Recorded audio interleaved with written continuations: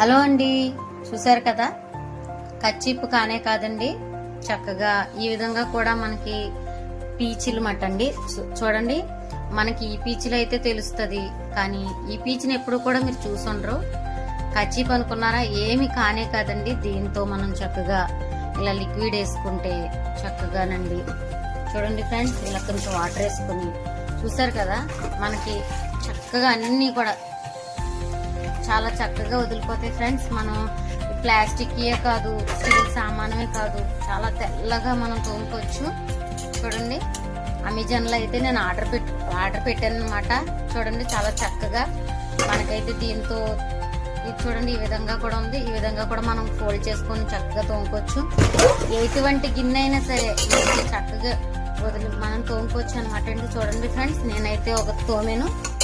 చూడండి, చాలా చాలా చాలా బాగా అయితే గిన్నెలు చాలా తెల్లగా కూడా వస్తాయి. చూడండి ఫ్రెండ్స్, నేనైతే కడుగుతున్నాను.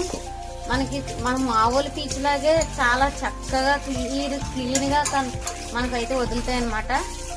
చూసారు కదా ఫ్రెండ్స్, సామాన్లు తోముకోవడానికి ఇప్పుడు స్టీల్ పీసు, మామూలు పీసులే కాదండి, ఈ పీచు కూడా ట్రై చేయండి.